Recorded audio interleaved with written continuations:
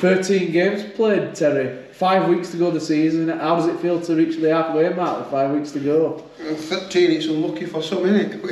We're halfway through. I think we've got 13 to go, haven't we? Yeah. So 5 weeks to go the season. How does it feel? It took us 5 months to get 13 in, and with 5 weeks to get remainder. It's good that we've had 2 games in 2 consecutive weeks. But I mean, I'm up at Maine now. We've just done a bit of an Easter camp, and it's rained today.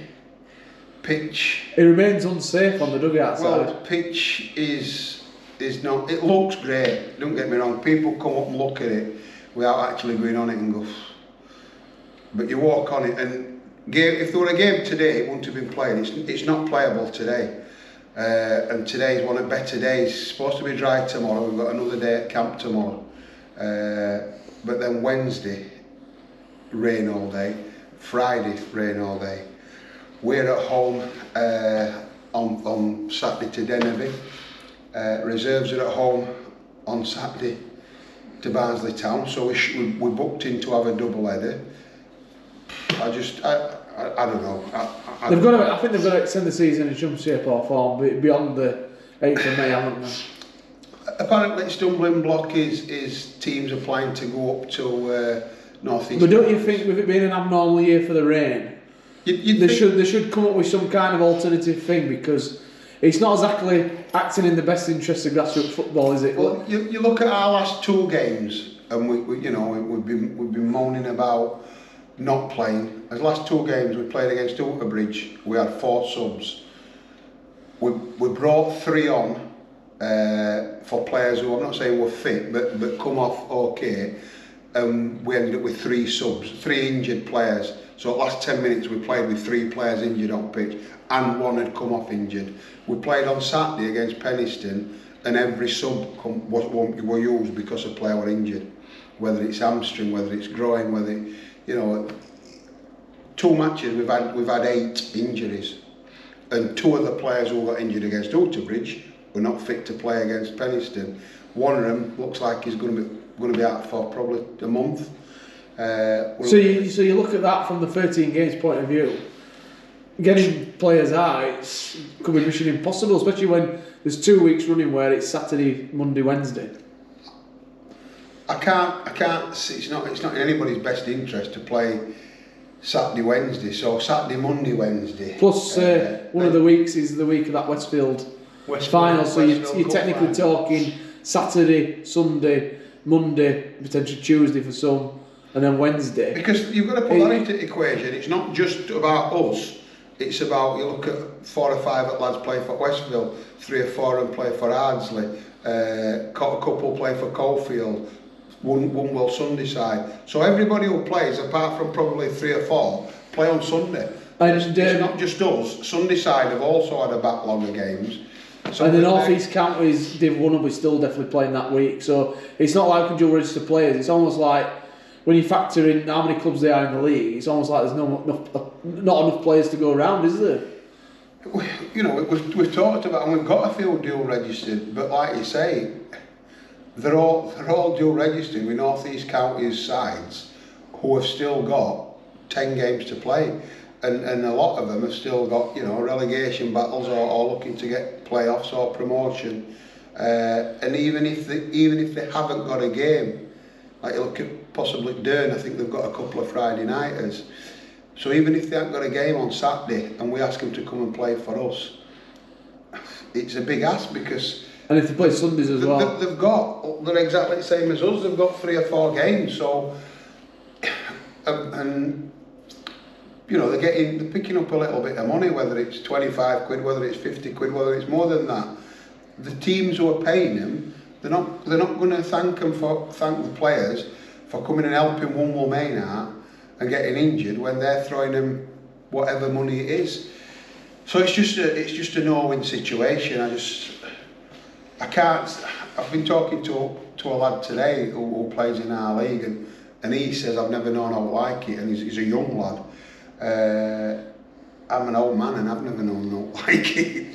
It's just weather's been unbelievable. It's ridiculous. So Penistone, clearly a fair result, but the penalty's interesting, isn't it, when it was 1-0?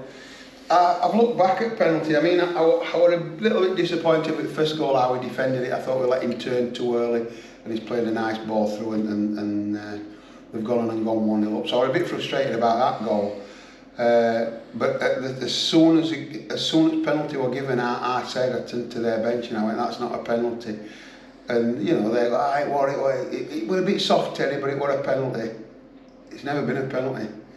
Ryan don't move. Because he couldn't wait to give it the referee. I mean, I thought he had a good game, the referee, but I thought the referee did all right. I just think that on that decision, I can't.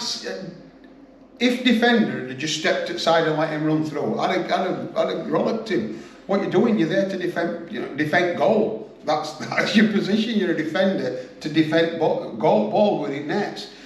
So he didn't move. He didn't step across striker. He just stood his ground, and kids knocked it past him and jumped into him and then gone to ground. Well, and refs did it. I think when we were obviously speaking to Mark Crossley, they'd obviously not seen it because they'd only just arrived. Presumably Gary Hurst took him in a pub on the way there. But I think a Penistone fans even had said on the side, he said it wasn't a penalty. But I'm sort of saying this tongue in cheek, but I always think when a referee starts running backwards and telling players to move away, I always think he's realised it might not be the correct decision. I always think a referee, if he knows he's definitely right, runs to the penalty spot, tells him to go away. Yeah. But he were running backwards and shouting at players, and I just thought that's never a penalty. At the time, I said straight away it's not a penalty, and I'm not saying that 2-0's an uphill battle against top at league. Us playing few games that we've played, it were always going to be hard. In the second half, they probably created more chances than they did in the first half. The Penistone deserved to win overall. But I think when we talk about wrong decisions as well, I mean, we spoke about a hypothetical situation on Saturday where somebody were asking somebody a polite question, the referee went berserk and he was told to stop shouting, and then the reports have gone in intimidating and dragged away. I think referees need to remember that they've got to come back to these places and they've got to work with clubs, haven't they? Well, we talk about respect, and everybody deserves respect, and you're right. All refs in our league, all right, there's a lot of them who want to get promoted, but all refs in our league should know what teams are like, should know what. Can you get players who have got a bit of a reputation as being a little bit mouthy? I was one myself when I played. My lad Jake, he was saying he liked to talk on pitch, but good referees manage them players and use them players to their advantage. I would think, and I've refed a few games, I'm not saying them, but I would think getting players on side's a lot easier than arguing with them, than making a rod for their own backs. And I'm referee, I'm in charge, and what I say goes. Yeah, fair enough, but just make a little bit of common sense in game, and I think that I don't think there's enough referees talk to players anymore. And you see, they always say you don't notice a good referee. You don't have to brandish a card to get control of a game.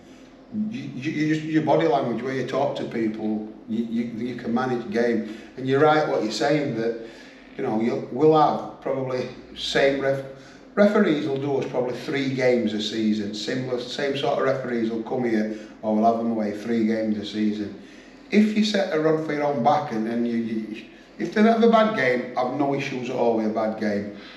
But just use a bit of common sense. Because if you're going to dig a hole and make an incident out to what you want, it's going to get remembered that next time that referee comes, isn't it? If it lands the club in a big fine, for instance. A referee is going to come with a negative mindset, and before he's even, if you have an issue with a team, for me, you go to that next game with a negative mindset, and that's us as players. If we have an issue with any teams, next time we play that team, you'll go, I remember last time we played these and this happened. Now, I'm guilty of doing that. I'm not, I ain't got an issue. I will openly say that, but you've got to be a little bit more open-minded than that, and referees in particular. Yeah, people. I think referee. I didn't go speak to him at half time. Decision was made. I think referee got away really lightly, and I'm not saying anybody's going to shout and scream at him, but nobody sort of questioned that decision. Not that they don't think it were right. I just think that, well, he's get it, let's get on with it. But it cost us game, but it cost us a bad goal on Saturday. And there's other occasions where referees have made decisions which you look back and you think, what's he seen there?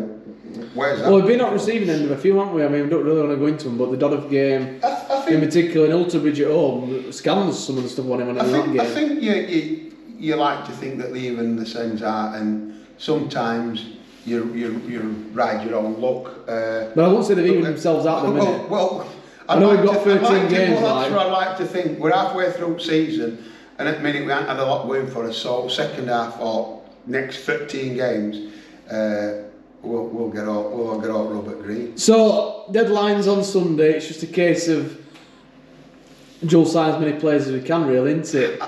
It is, and I think a lot of clubs are in the same boat. In our league, and again in North East counties, in Central Midlands, people realise that there's that many games and there's that few, like you said earlier, shortage of players. People are trying to dual register. This weekend I've tried to get in 4 or 5 players. We've managed to get a couple dual registered, but just the fact that they're signed on doesn't mean that we're going to get them playing. Because, like I said earlier, they've got. But it's people willing to help out. And to be fair, I don't want to name names and go into detail. And hopefully, lads who've said they'll help us out will come and help us out. And over the next couple of weeks, you'll see who those people are. But it's important that we get. I'd like to try and get another 4 or 5 signed on before Sunday. Because we're not short of numbers, but we injuries and we work and a number of games. We're not going to be able. Our lads aren't going to be able to play Saturday, Monday, Wednesday, 2 or 3 weeks hot spin, and they'll fulfil as fixtures throughout the season. So we do need to get 4. I think we need to get 4 or 5 bodies in.